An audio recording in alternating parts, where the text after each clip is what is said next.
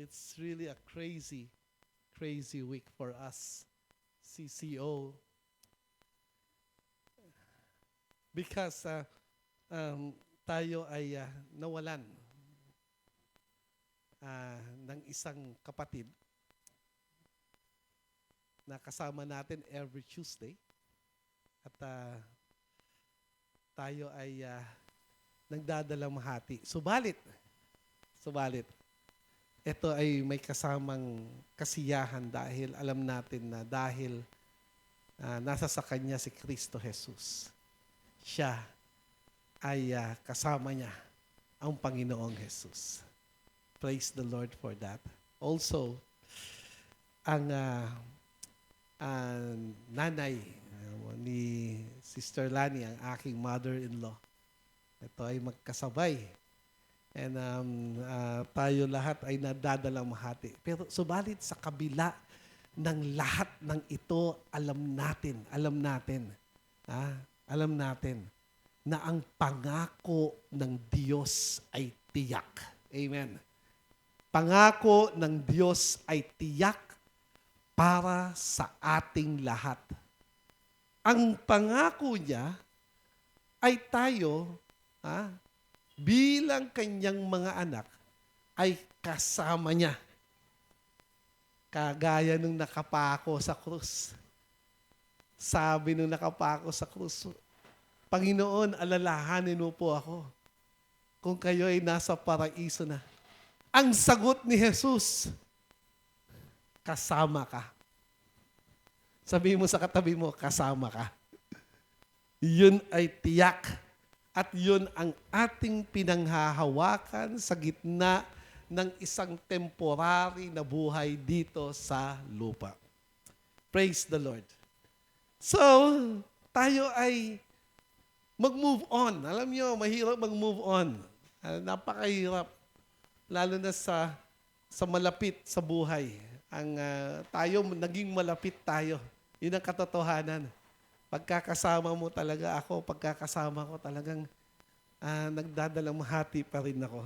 Subalit alam ko na ang katotohanan sa gitna ng mga bagay ay ang katotohanan dito, ang Panginoon, ang siyang may kontrol. Kaya nga, anuman ang nangyari, tayo ay nagpapasalamat sa Panginoon dahil sa kanyang presensya at kanyang pangako. If you have your Bibles with you, I want you to turn it over to Acts chapter 25. Yan, Acts chapter 25. Last week, ito yung topic natin. Ang topic natin last week ay patungkol sa paghihintay. Yan. Na inaalaw ng Panginoon ang paghihintay when waiting is necessary. Para kay Pablo, pangalawang taon niya na naghihintay na siya ay dinggin ang kanyang trial. Subalit walang nangyayari. Today, ito ay ating susundutan.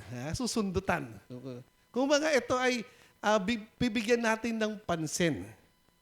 Ngayon, ang ating topic is about the gospel cannot be silenced. Ang magandang balita, gospel is good news. Ang magandang balita daw ay hindi kailanman pwedeng isang tabi. Hindi mo pwedeng iisang tabi ang magandang balita. Alam mo, maraming mga nagsasabi, parang boring na raw yung magandang balita. Anong gusto mong pangit na balita? Hindi boring yun. At marami tayong pangit na balita, di ba? Araw-araw, pag nakikinig ka, puro masamang balita. At yung masamang balita na yon, ang nagbibigay sa'yo ng lahat ng mga stress sa buhay. Dahil nga, kaya ito nagpo-produce ng stress, unang-una, merong tinatawag na uncertainty. Ano kaya mangyayari sa Pilipinas? Ano kaya mangyayari bukas? Pag wala ng sa atin, paano kung magkaroon ng gera? May uncertainty. May mga tanong, di ba? Ang daming tanong. Paano ko yung nagtago nakita? Yung mga ganun. Baka gustong lumaban, di ba? Tayo ay hindi lalaban. Hindi po tayo lalaban. Tandaan niyo yan. Tayo ay nasa tinatawag na katuwiran. Ayan, tayo ay itinalaga ng Panginoon upang magbigay ng matuwid na pag-iisip sa mundong baluktot. So, tingnan natin to. When the gospel cannot be silenced. Hindi mo pwedeng patahimikin ang tinatawag na mabuting balita. Sa salita ng Panginoon, ang mabuting balita ay ganito. Ang mga tao ay nagkasala, walang pag-asa ang tao, subalit ang Diyos, siya ay dumating sa lupa, namatay, nilibing, nabuhay muli at kung sino man ang manampalataya sa Kanya ay magkakaroon ng buhay na walang hanggan. Mabuting balita? Yes! Alam mo kung bakit? Life is temporary assignment. Huwag kang manatili dito sa mundong ito. Dahil temporary lang ang buhay dito sa mundo. Kaya ganon, ito yung main idea nito. God uses difficult and delayed situation to bring the gospel before unexpected people. Ang kwento kasi nito, ganito na. Sabi ni Pablo, kinakailangan ay doon ako litisin sa Roma. So, sabi ni Festus sa kanya, sige, doon ka lilitisin. Isang araw, nagkaroon nag-isip yung governor, si Agrippa, ang governor doon sa Israel. King siya. He's a king. So, itong haring ito, pumunta kay Festus para i-welcome si Festus. Kasi bagong governor pala si Festus. King pala siya, tapos governor si Festus. Ito na ngayon. Si Festus nagsumbong. Sabi niya, meron isang nakakulong dito. Pangalan niya si Paul. Ngayon, lahat ng mga Jewish people, yung mga leaders ninyo, sabi, hindi ko na babasahin yung buong talata, kwento ko na lang. Lahat ng mga leaders ninyo, gusto siyang papatay. Kaso, yung kaso niya hindi pwedeng sintensyahan ng kamatayan. Yun ang problema. Laki ng problema ni Festus eh. Alam mo, etong nangyari. Sabi ni Agrippa, gusto ko siyang makilala. Ito ay isang hari. Ito ay isang hari. Tandaan natin, ang mga delayed natin sa buhay ay merong oportunidad.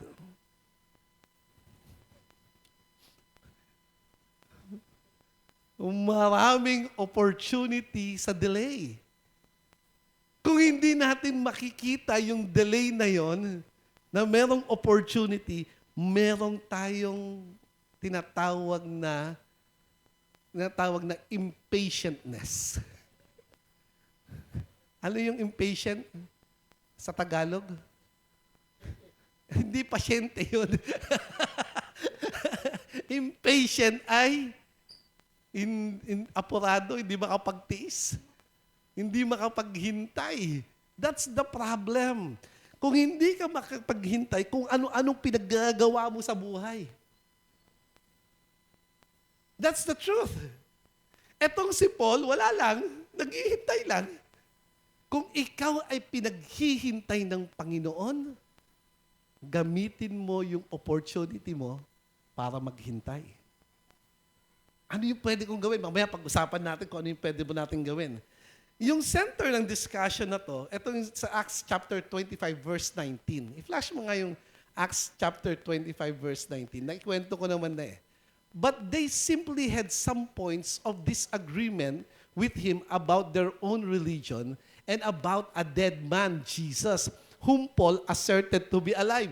Actually, yan ang pinagtatalunan nila. Gusto nilang patayin si Pablo dahil si Pablo pinaniniwalaan niya na si Jesus ay nabuhay muli kasama ng 500 na tao na nakakita sa kanya.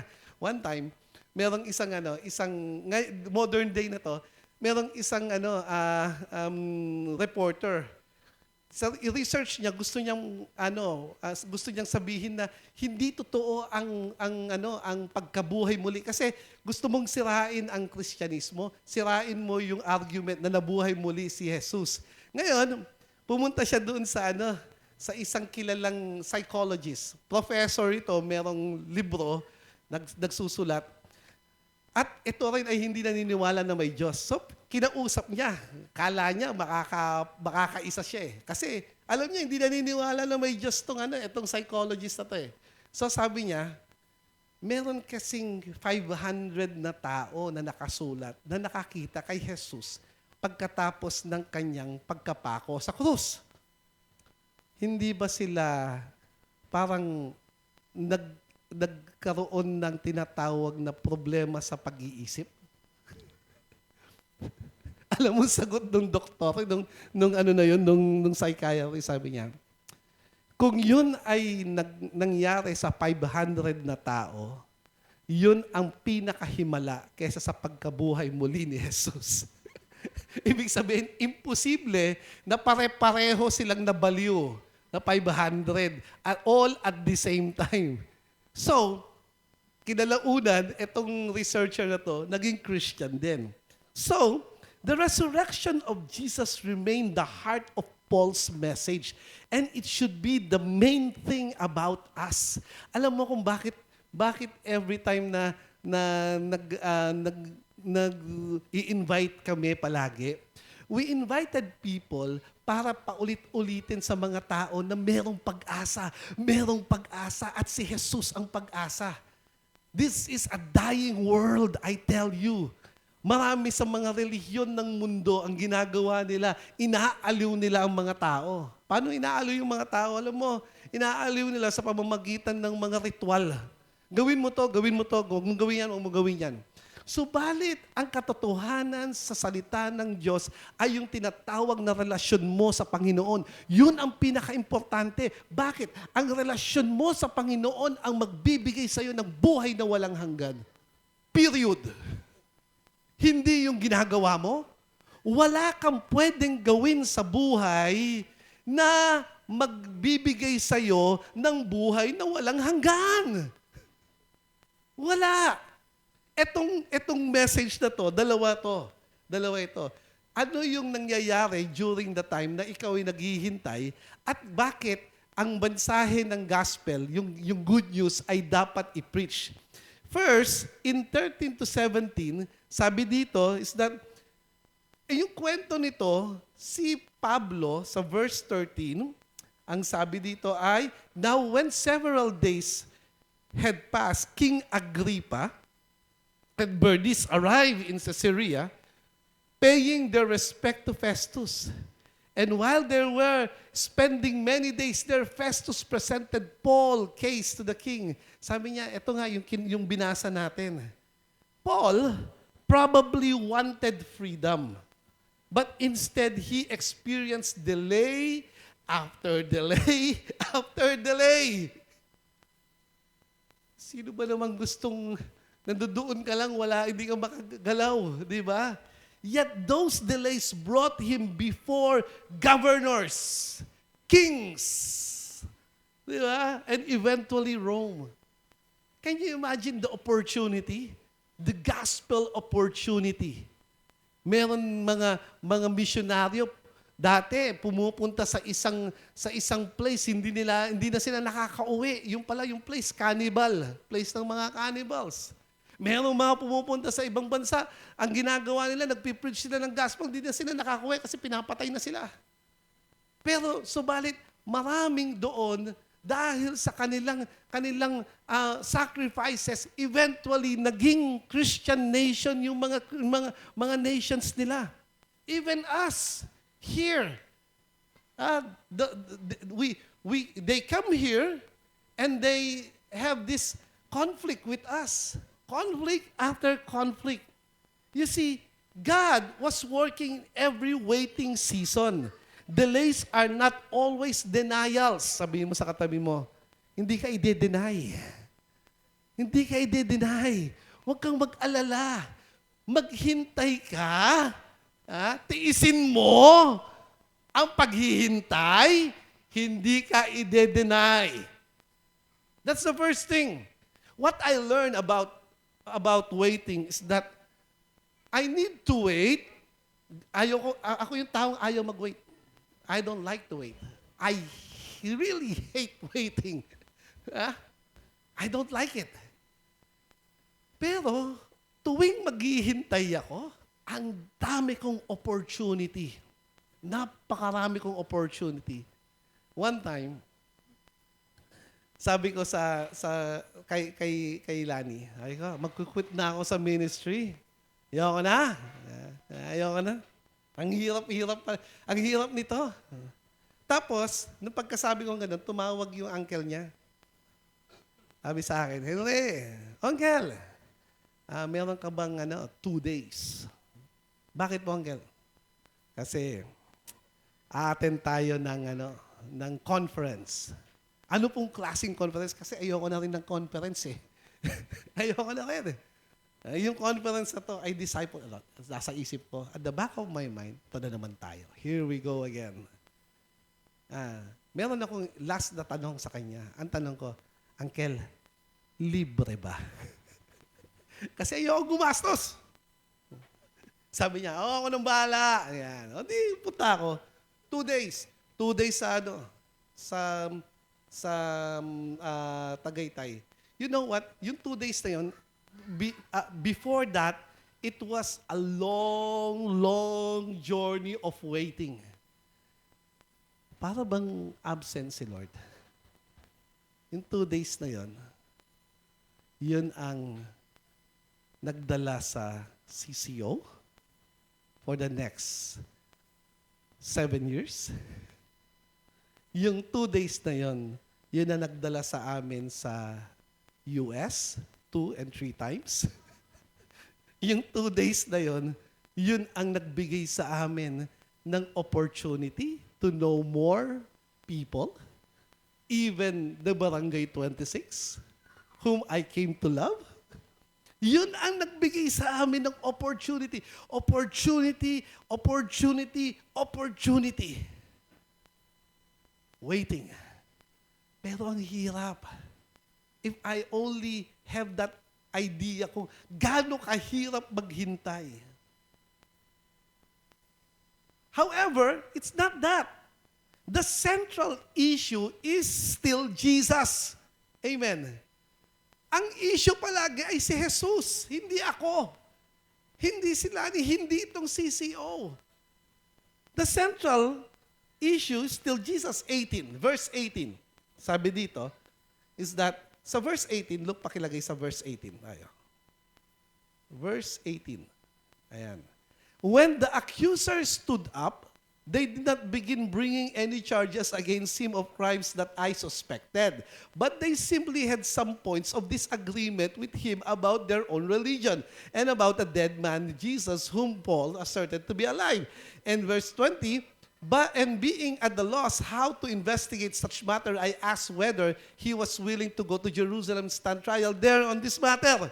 You see, the central issue is still Jesus. Isipin mo, nabanggit ka agad ni King, ni Haring ni Governor Festus kay King Agrippa kung anong issue. Ang issue si Jesus. Tayo dapat habang naghihintay tayo, ang issue natin si Jesus. Pakikipag-usap tayo, ang issue natin si Jesus. Magmamahal tayo, ang issue natin si Jesus Christ. You see, I don't think there is no other issue. Festus expected political crimes or serious offenses. Instead, the issue was about Jesus Christ. Paul's enemy argued religion. Paul preached resurrection. Christianity stands or fall on its basic truth. Ano yon? Jesus Christ is risen. Siya ay nabuhay muli. Jesus is alive. And dahil siya ay buhay, magkakaroon ka ng buhay na walang hanggan. Jesus is alive. That's the central truth about all these things. Sabi nga natin, 2 weeks ago, si Paul, katulad ni Jesus Christ, sila ay nasakdal dahil sa kanilang pinaniniwalaan, hindi dahil sa kanilang ginawa. Nakakita ka na ng ganun? Wala. Meron siguro ngayon, yung naglalagay sa TikTok, sa social media. Although, ginawa nila, naninira sila. Ito, hindi. Pinaniniwalaan ko to. Di ba? Iba yung pinaniniwalaan mo sa ginawa mo. So, sabi doon sa 1 Corinthians 15:14, and if Christ is not risen, then our preaching is empty, and your faith is also empty. That is why, keep Christ at the center of your message. The resurrection gives hope in suffering, and we do not simply defend religion. We proclaim a living Savior. Sino ang pinapalapit sa iyo ng Panginoon habang ikaw ay naghihintay? Ano nga ba hinihintay mo? Marami. Yung iba sa atin, naghihintay ng oportunidad. Yung iba sa atin, katulad ko, naghihintay ng mga pagkilos ng Panginoon. Pero habang ako ay naghihintay, ang Panginoon ang nagsasabi sa akin, gamitin mong oportunidad ang paghihintay dahil alam mo nakikilos ako. So, ikatlo, God uses ordinary conversation for gospel opportunities. Ibig sabihin, mga ordinaryong pagkwentuhan tungkol kay Jesus. Alam mo, pagka nasa hospital ka pala, 37 days kami sa hospital. 37 days. Pag nasa hospital ka pala, ang mga conversation doon ay patungo palagi kay Jesus Christ. Merong pag-asa si Jesus. May pag-asa si Jesus. Buti na lang. Si Jesus na dyan. Buti na lang. Ang Panginoon ay mabuti. Buti na lang. Di ba? Nakarinig na kayo ng gano'n o naririnig mo sa sarili mo yon? In verse 20, and being at a loss, hindi niya alam, in 21, but when Paul appealed to be held in custody for the emperor's decision, I ordered that he be kept in custody until I sent to Caesar. You see, Festus was confused. Na-confused siya. Anong sinasabi nila patungkol dito?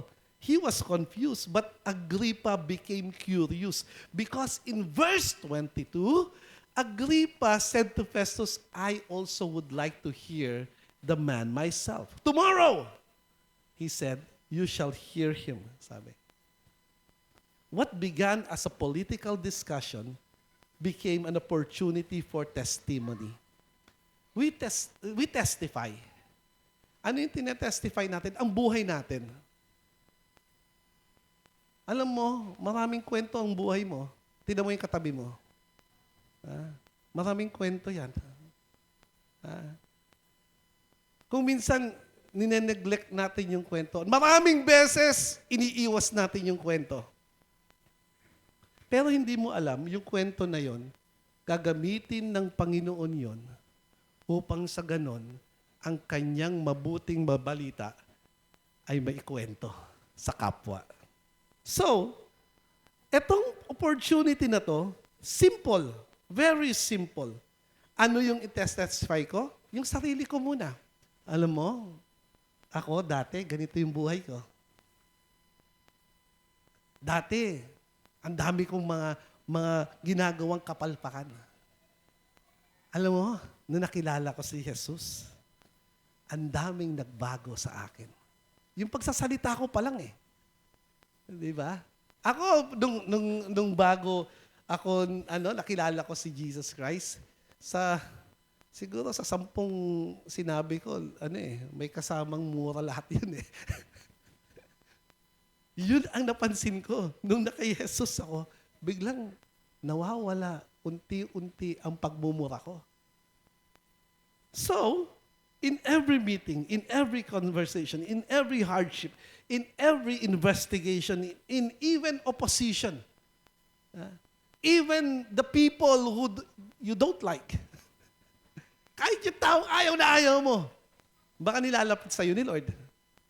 Tanungin mo yung katabi mo, meron ka bang ayaw na tao?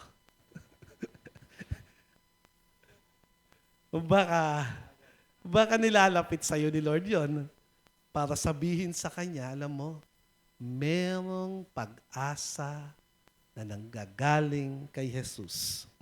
Paul may have looked like a prisoner, but spiritually he was the what? The freest man in the room. So never underestimate what God can do through His circumstances. Your trials may become your testimony, and God can use your story to reach influential people. I remember when Pastor Tito went out, umuwi na siya, pumunta na siya ng US, kami natira. Wala lang, parang chill-chill lang ako. Parang it doesn't matter para sa akin. Pero alam mo, yung testimony ko, dinala ako sa mga taong minsan hindi ko mapangarap na makausap. Because of the testimony I have. Last week, sabi ko sa iyo, yung buong week na yon, it's full of action. We have a chance, an opportunity to talk to municipal employees. And even my testimony, I told them, sabi ko, alam mo, ito yung nangyari sa akin. And it becomes what? It becomes a conversation wherein hindi nila pwedeng iwanan. What is that conversation? The conversation of Jesus. Jesus is the way. He is the truth and He is the life, that no one comes to the Father except through Him. It's not about religion. It's about a genuine, authentic relationship, authentic relationship with the Lord Jesus Christ. It's all about Jesus. Every time that we look at our life, every ups, every downs is all about Jesus Christ. It doesn't matter where you are, God will meet you there. And every conversation, there should be opportunities. Just like what we have encountered. Ang daming delay, but those delays becomes opportunities for us to reach out to people, to reach out to those who are in need. Delays are not wasted. The gospel remains centered on the risen Christ, and God uses every circumstances for His glory. Paul was chained physically, but the gospel was never chained. Hindi siya nakakulong. Kaya make every opportunity to preach the gospel, even most especially when there is delay in your life. The thing is this, ang delay, ang waiting, ay somehow nakakapagbigay ito ng discouragement. How to be encouraged? The thing is this, if you want to be encouraged, you look at your life and you look at Jesus and what Jesus can do for your life. And it will give you what? Encouragement to move on, to move forward, even when there is delay. God bless you. God bless you.